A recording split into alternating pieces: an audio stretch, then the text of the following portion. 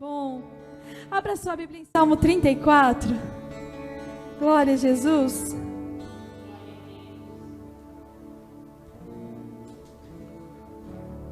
Obrigado, Jesus, porque Tu és santo, Deus. Obrigado, Jesus. Salmo de número 34. Glória a Deus. Diz assim: bendirei o Senhor o tempo todo. Os meus lábios sempre o louvarão. Minha alma se gloriará no Senhor. Ouçam os oprimidos e se alegrem. Proclamem a grandeza do Senhor comigo. Juntos exaltemos o seu nome.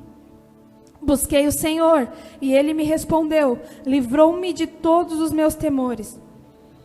Os olhos, os que olham para Ele, estão radiantes de alegria. Seu rosto jamais mostrarão decepção.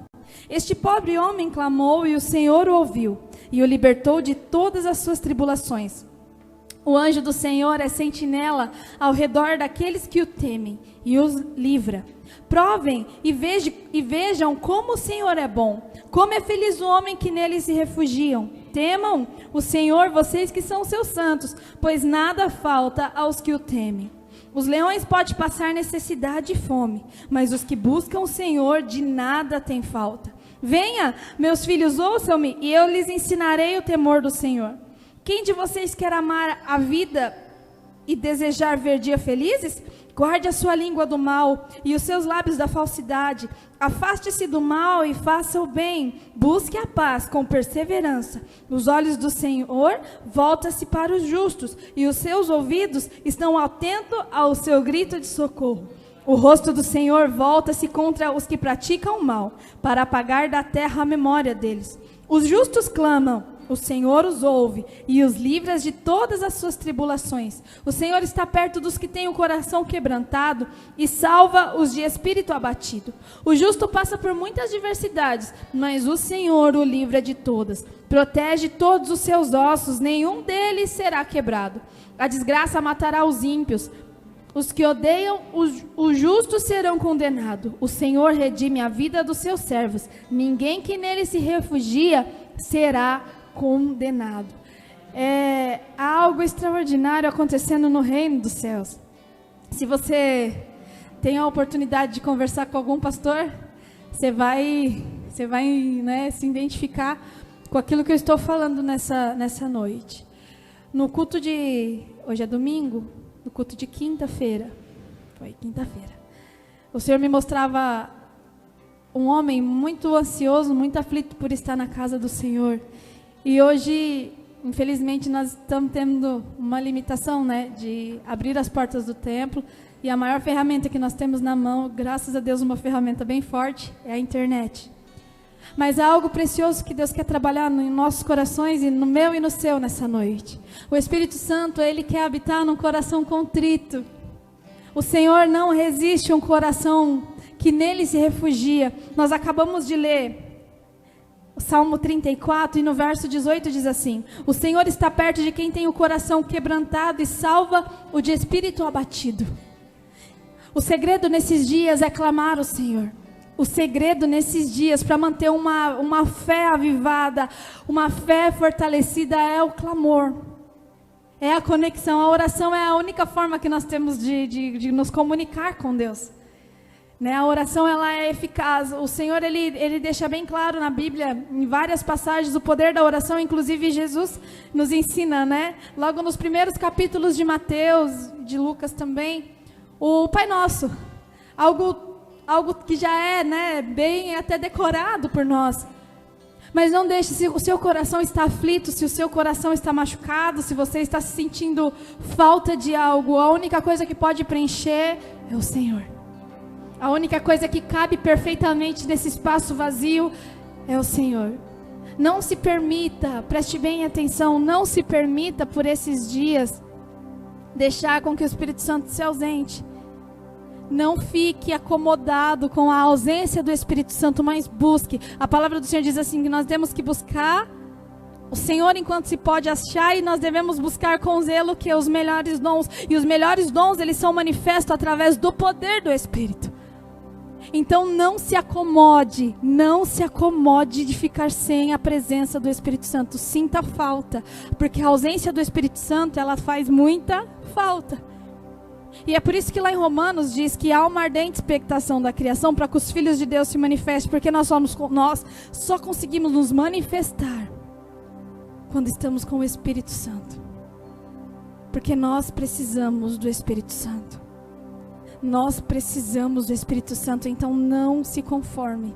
Se você está sentindo vazio do seu coração, chame o seu marido para orar com você, chame a sua esposa para orar com você, chame os seus filhos para orar com você, não é vergonha, peça para eles, bote a mão na minha cabeça, ore comigo.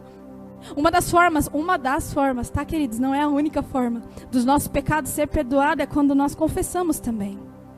Então se você às vezes está sem forças para confessar para o Senhor, ou intimidado, confesse para o teu marido, confesse para o teu irmão. Busque em oração, mas não se contente com a ausência do Espírito Santo. Porque dias difíceis nós estamos vivendo e dias muito difíceis ainda enfrentaremos.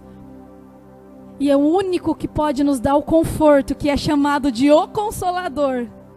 Né? Que quando Jesus ele se entregou no madeiro, hoje é Páscoa, né? A gente vai abordar bastante isso para trazer muito à memória aquilo que nos dá esperança. Antes de Jesus ser crucificado, o que ele falou para os discípulos? Eu vou, mas eu vos deixarei o Consolador. Então, para esses dias difíceis, nós só conseguiremos vencer pela nossa fidelidade. E de quebra, quando nós somos fiéis, nós temos o Espírito Santo. Então, não se contente com a ausência dele. Não se contente com a ausência do Espírito Santo. Eu e você precisamos mais do que nunca estarmos conectados com o Espírito Santo. Não existe outra forma de vencer. Porque a psicologia humana, ela só vai até um certo ponto.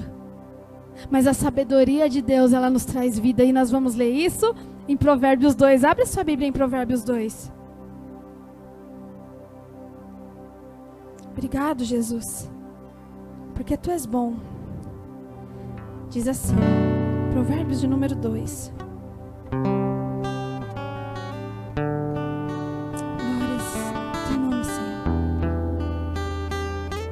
Meu filho, se você aceitar as minhas palavras e guardar no coração os meus mandamentos, se der ouvidos à sabedoria e inclinar o coração para o discernimento, se clamar por entendimento e por discernimento gritar bem alto, se procurar a sabedoria como se procura a prata e buscá-la como quem busca um tesouro escondido, então você entenderá o que é temer o Senhor e achará o conhecimento de Deus, pois o Senhor é quem dá sabedoria, de sua boca procedem o conhecimento e o discernimento. Ele reserva a sensatez para o justo, como um escudo protege quem anda com integridade, pois guarda a verdade do justo, a vereda do justo e protege o caminho de seus fiéis. Então você entenderá o que é justo, direito e certo, e aprenderá os caminhos do bem. Pois a sabedoria entrará em seu coração, e o conhecimento será agradável à sua alma. O bom senso guardará, e o discernimento o protegerá. A sabedoria o livrará do caminho dos maus, dos homens de palavras perversas, que abandonam as veredas retas para andarem por caminhos de trevas. Tem prazer em fazer o mal, exulta com maldade.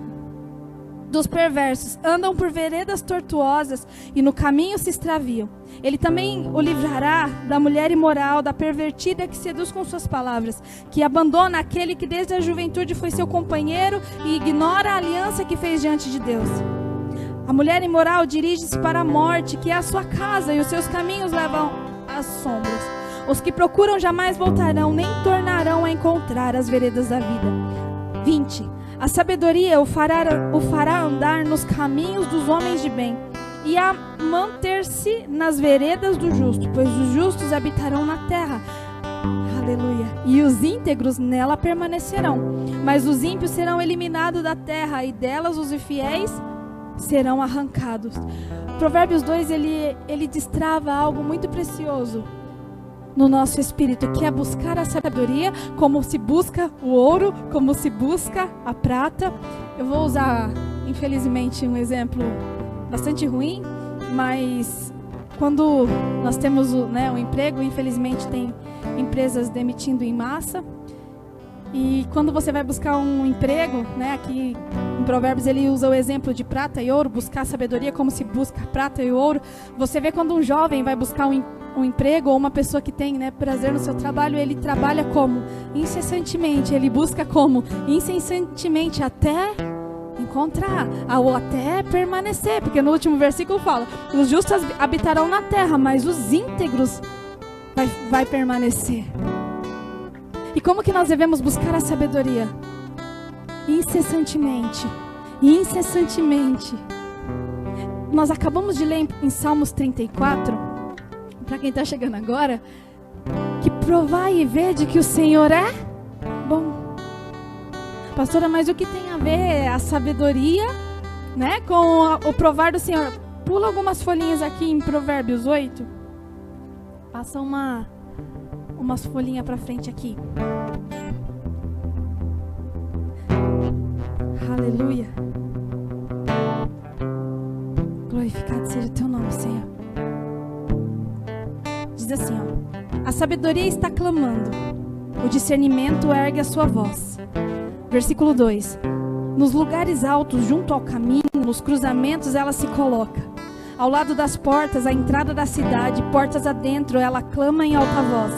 A vocês, homens, eu clamo. A todos levanto a minha voz. Vocês, inexperientes, adquiram a prudência. E vocês, tolos, tenham um bom senso. Ouçam, pois tenho coisas importantes para dizer. Os meus lábios falarão do que é certo. Minha boca fala a verdade, pois a maldade causa repulsa aos meus lábios. Todas as minhas palavras são justas, nenhuma delas é distorcida ou perversa. Para os que têm discernimento, são todas claras e retas para os que têm conhecimento. 10. Prefira a minha instrução à prata, e o conhecimento ao ouro, pois a sabedoria é mais preciosa do que o subis. Nada do que vocês possam desejar compara-se a ela. Preste bem atenção no 12. A sabedoria moro com a prudência, e tenho o conhecimento que vem do bom senso. Temer o Senhor é odiar o mal, odeio o orgulho e a arrogância, o mau comportamento e o falar perverso. Meu é o conselho sensato, a mim pertence o entendimento e o poder. Por meu intermédio, preste bem atenção do 15, aleluia, até o 31. Eu gostaria que você prestasse muita atenção. Nós começamos a oração até pedindo para que o Senhor dividisse águas nessa noite, para que o Senhor destravasse algo no meu e no seu espírito. Foi o que nós oramos. Então eu queria que você prestasse muita atenção no 14 até o 31. Nós vamos ler bastante a palavra hoje para que algo fique fixado dentro de nós, amém? Diz assim, 14. Meu é o conselho sensato, a mim pertence o entendimento e o poder. Por meu intermédio os reis governam e as autoridades exercem a justiça. Também por meu intermédio governam os nobres, todos os juízes da terra. Amo os que me amam e quem me procura, me encontra. Comigo estão riquezas e honra, prosperidade e justiças duradoura. 19. Meu fruto é melhor do que o ouro puro. O que ofereço é superior à prata escolhida. Ando pelo caminho da retidão, pelas veredas da justiça, concedendo riquezas aos que me amam e enchendo seus tesouros. 22.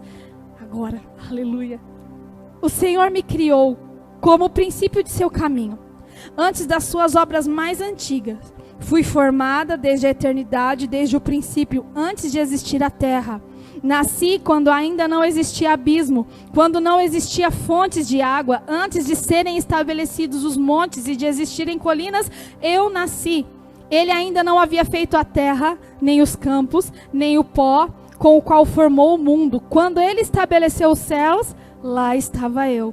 Quando traçou o horizonte sobre a superfície do abismo, quando colocou as nuvens em cima e estabeleceu as fontes do abismo, quando determinou as fronteiras do mar para que as águas não violassem a sua ordem, quando marcou os limites dos alicerces da terra, eu estava ao seu lado e era o seu arquiteto.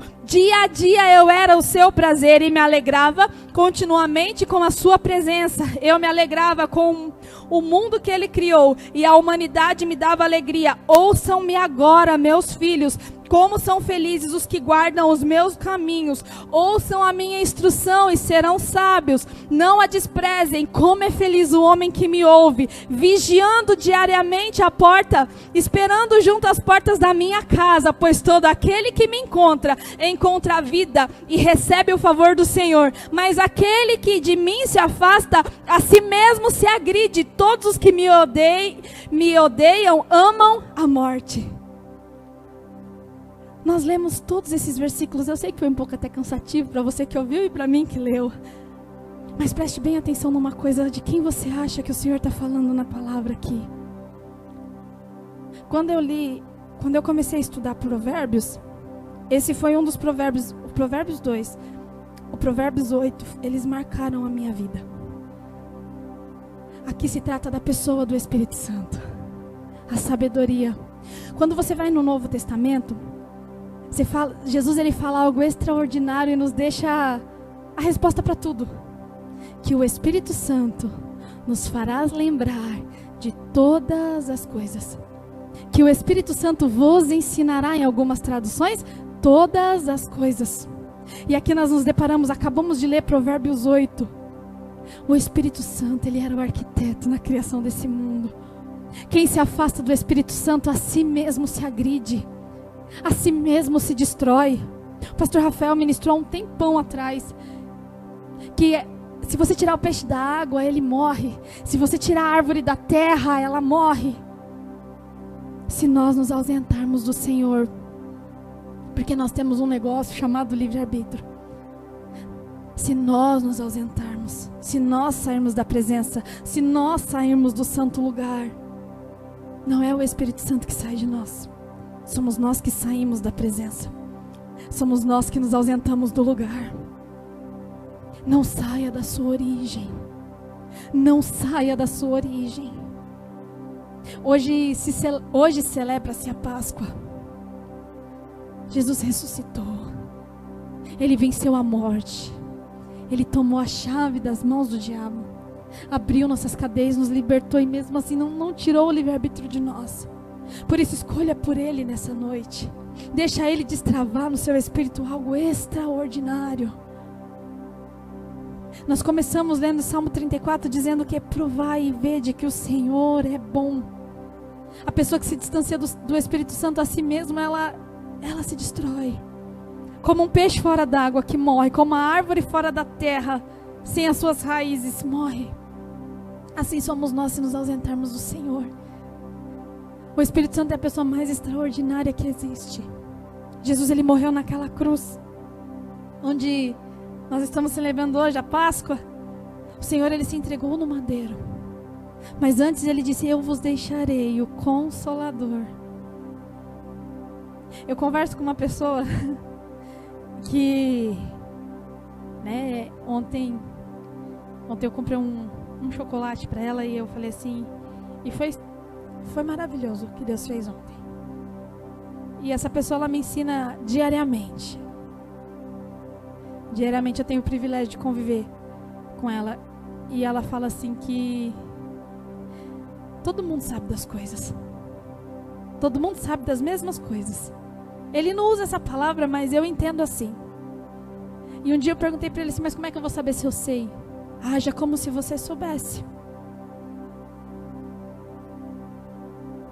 Você tem o Espírito Santo que mora dentro de você, que foi o arquiteto de todo o universo, que instrui as pessoas. Olha a tecnologia. E um dia, essa semana que passou agora, essa pessoa me falou o seguinte, ninguém cria nada, as pessoas apenas descobrem, porque tudo já foi criado. As pessoas apenas descobrem. Olha o que nós acabamos de ler. Ninguém descobriu, todo mundo fala, a pessoa descobriu. Não, se descobriu, já existia, porque tudo foi formado no Senhor. Não perca tempo, não deteriore a sua vida, não deteriore seu casamento, não deteriore nada da sua vida longe do Espírito Santo. Não se conforme com a ausência, mas como um filho pródigo, sinta a falta do conforto da casa do pai. Sinta a falta da casa do pai. Irmãos, é engraçado, porque a gente vê irmãos que sentem falta de... O templo nos faz sentir falta. Nós sabemos como adorar na nossa casa, sim ou não? Sabemos, mas não dá vontade de estar aqui? Porque aqui é o lugar consagrado ao Senhor, nós sentimos falta de estar no templo. Então não se acomode com a ausência. Sinta a falta da presença do Pai, sinta a falta da casa do Pai, sinta a falta do cheiro do Pai. Tenha o CC de Cristo com você. Ande com Ele. Quanto mais nós andamos, mais parecidos ficamos. Nós lemos aqui coisas preciosíssimas, que se nós pararmos para sentar e estudar sobre a pessoa do Espírito Santo, a diferença que ela faz na nossa vida, a sabedoria, o Consolador. Eu costumo dizer que o Espírito Santo ele pode ser, ele podia ter vindo com qualquer outro nome, né? Ele podia ter vindo como médico, ele podia ter vindo como arquiteto, mas ele veio com o adjetivo Consolador. Porque para os seus dias mais difíceis, para sua dorzinha no dedão do pé ou sua dorzona de cabeça, Ele está lá. E quando se tem consolo, tem cura. Você já foi prestar uma prova? Usar a habilitação, né? Quando você vai tirar a sua carta lá e você vai fazer a habilitação, meu Deus, que nervosismo que dá. Vem um cara todo pomposão assim, senta do seu lado ali, cruza os braços, pega uma prancheta, fica batendo. Meu Deus, que nervoso. E quando você clama ao Espírito Santo, Ele te faz lembrar de todas as coisas. O Espírito Santo não nos deixa refém de sistema nenhum. Posso contar porque muitas coisas eu já vivi por esses dias. O Espírito Santo começou a me ensinar a orar. Ele ensina também a gente a orar. Davi, você vai ver diversos salmos que Davi fala o quê? Que os meus inimigos sejam envergonhados e confundidos diante de ti e de mim e do teu povo. Olha o nosso Brasil. Vamos orar. Que os inimigos do Brasil, do Brasil, sabe os inimigos de quem quer ver o Brasil bem? Sabe, os inimigos do Brasil, mesmo morando na terra, sejam envergonhados e confundidos diante de Deus e diante de nós, o seu povo. Que os inimigos do Brasil sejam envergonhados e confundidos diante do nosso Deus e diante de nós, o seu povo. Nós não estamos pedindo para Deus matar, para Deus exterminar, não. Nós estamos pedindo para que eles se envergonhem e sejam confundidos diante de um Deus que tem o governo, nós acabamos de ler. Mas Deus, para Deus reinar, nós temos que devolver o governo. Devolver de volta. E só a oração nos leva a isso. Baseie-se na nossa vida. Deixa o Espírito Santo governar. Deixa o Espírito Santo ver. Às vezes nós temos tanta artimanha para esconder do Senhor aquilo que nós temos pecado, mas Ele já viu.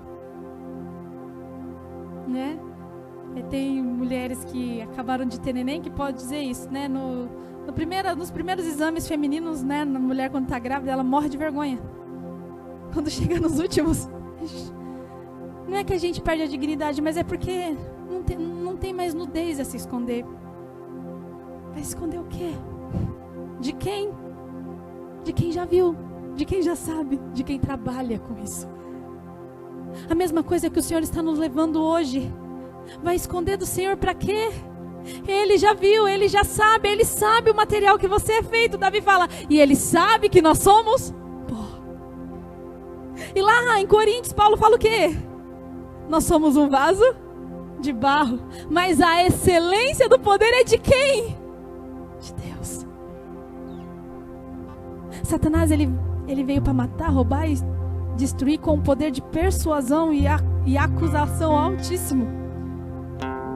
Então ele mata, ele destrói, ele rouba, depois ele persuade para te acusar.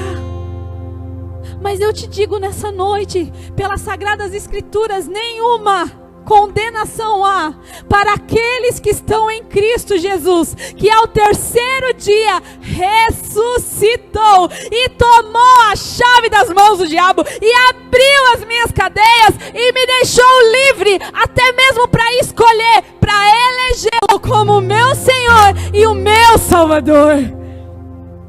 Foi isso que Jesus fez. Páscoa, libertação, Páscoa. Ele abriu as minhas cadeias. Era minha a culpa, era meu o castigo. E lá Isaías, e o castigo que hoje nos traz a paz estava sobre ele. E pelas suas pisaduras nós somos sarados, nós somos curados, nós somos refrigerados. Salmo 34, 8. Provem e vejam como o Senhor é bom, como é feliz o homem que nele se refugia. Nós não estamos pregando uma religião, nós estamos falando e pregando de um Jesus que ao terceiro dia ressuscitou. Nós não estamos pregando quem tem razão, nós estamos pregando de um homem que é o único que teve o poder de abrir o livro e desatar os selos. E em suas coxas estão escritos Rei dos Reis e Senhor dos Senhores. Nós não estamos pregando um credo, nós estamos pregando um evangelho vivo, um Cristo vivo. Esse é o nosso papel. Essa é a essência que carrega.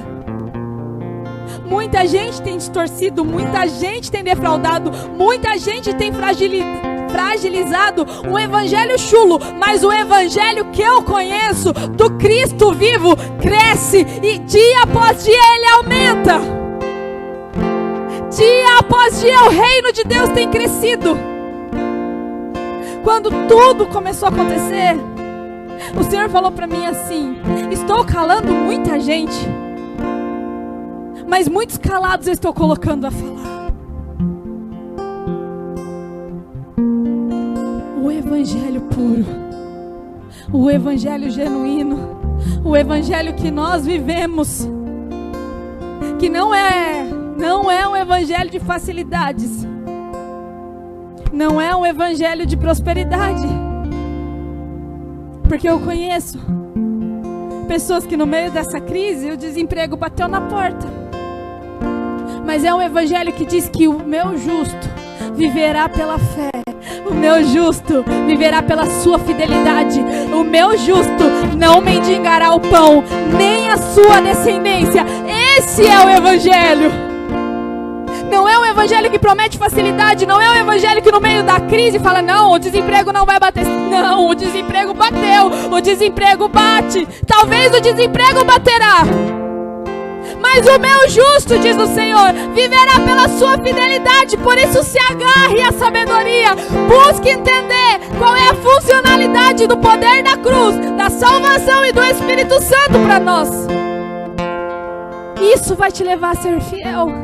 E como lá em Provérbios 8 diz que vai nos livrar da mulher imoral, da noiva que esquece quem foi o seu desde a mocidade. Está falando da igreja, da noiva que não se adultera, da noiva que não se corrompe, que não se vende, a noiva de Cristo, a noiva do leão. O leão cuida, o leão rugiu, o leão ruge até hoje.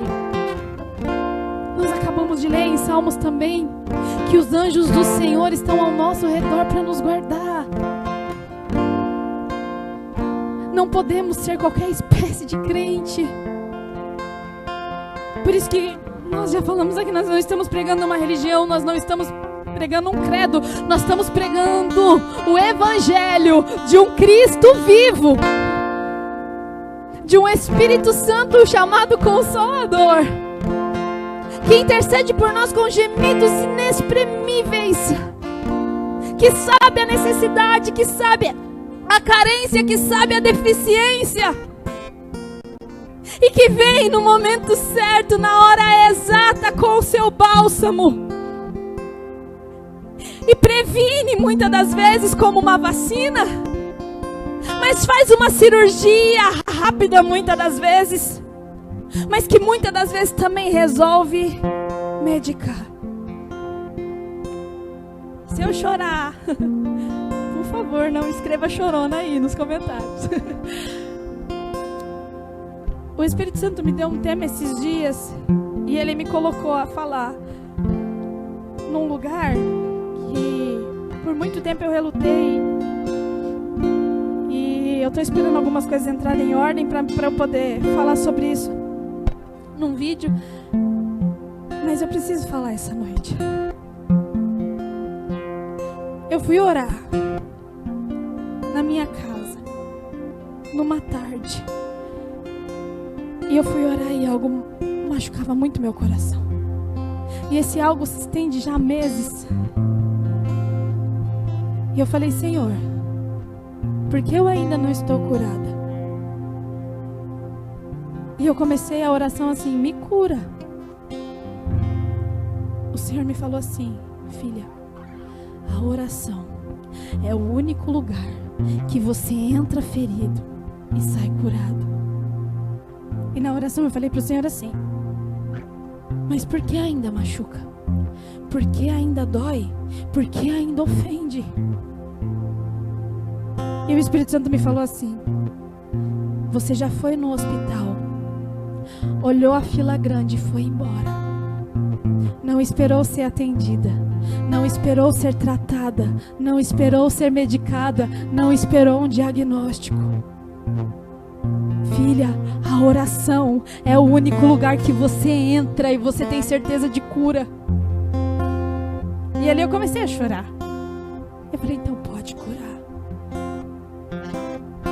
pode me examinar, me dá teu diagnóstico, me medica, faz a cirurgia, me dá a alta, porque a tua presença para mim é um hospital.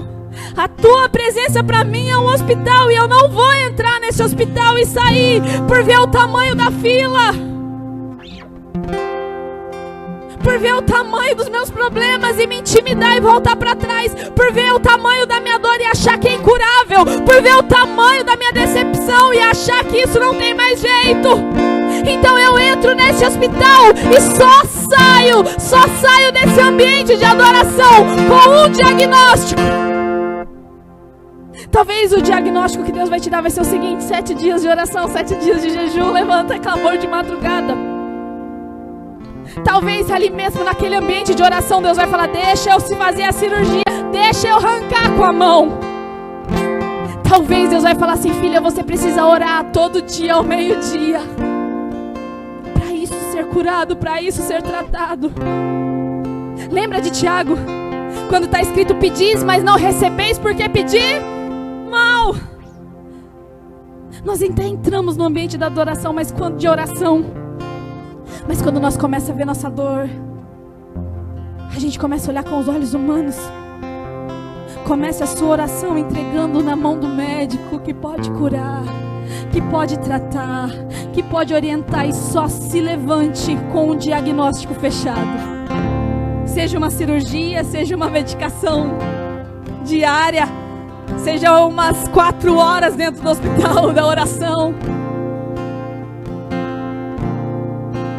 E depois disso tudo eu fui perceber que não é só a igreja que é um hospital. É um ambiente de oração, onde é muito difícil entrar, porque há uma guerra que nós não vemos. Porque a nossa luta não é contra carne e sangue, não é contra mim e você, mas é contra principados e potestades nas regiões celestes. Então, para a nossa oração tocar o céu, precisa perseverar, precisa saber que tem anjos guerreando em seu favor. Nós acabamos de ler. Falo para você nessa noite, com muita responsabilidade: não saia do ambiente de oração enquanto o Espírito Santo não mostrar o teu caso. Passe pelo médico dos médicos, se Ele falar, você vai ser medicada com 14 dias de oração e jejum. Não, você vai sair daqui hoje curada. É assim que um médico faz, não é? Mas não saia do ambiente da adoração, de oração, sem ser curado, sem ser curada. Porque senão você vai falar, mas eu oro e nada muda. Às vezes a gente vai no hospital e fala, não, tá muito cheio, hoje eu vou embora. É assim que nos comportamos. Mas hoje é diferente. Hoje o Espírito Santo vai te dar força. Hoje a recepção tá boa demais. Eu não sei como é que tá aí na sua casa, eu sei que aqui tá bom demais.